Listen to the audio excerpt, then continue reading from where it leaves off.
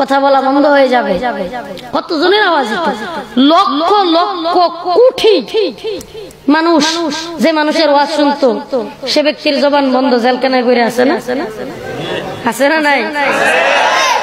এর তো কিছুদিন পরে মুফতি আমিনী রহমতুল্লাহ আলাইহি জিন্দেগিতে বাইচা ছিল ঠিক, কিন্তু কথা বলতে পারে নাই, গৃহবন্দী ছিল না। মাওলানা মামুনুল হক সাহেব সর্বশেষ, এই দ্বারাই সর্বশেষ নাম কি? মাওলানা মামুনুল হক সাহেব হুজুর। স্টপ, আপনি কথা বলতে পারবেন না। এটার নাম নাকি গণতন্ত্র? এটার নাম নাকি গণতান্ত্রিক দেশ?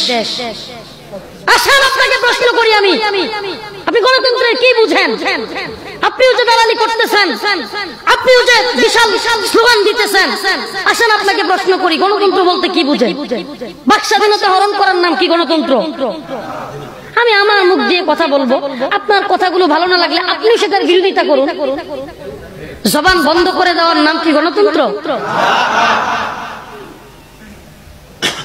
আমরা হয়তো এর পরের সংস্করণের নাম রফিকুল ইসলাম মাদানী হইতে পারে,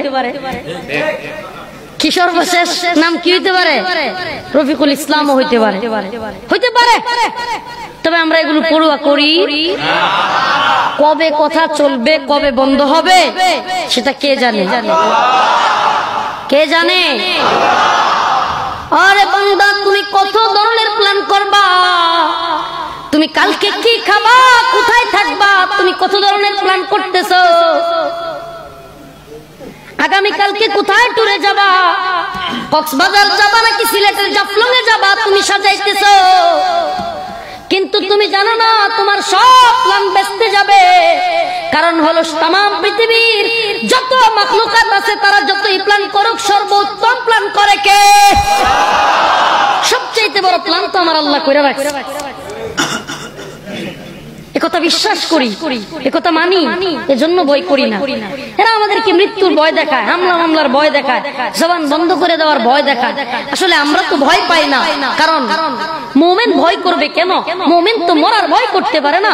আরে মুমিন তো মারা যাবে, আর আল্লাহর রাসূল বলেছেন তুহফাতুল মুমিনিল মাউত, মুমিনের জন্য মৃত্যু হচ্ছে উপটোকন স্বরূপ, গিফট স্বরূপ, হাদিয়া স্বরূপ।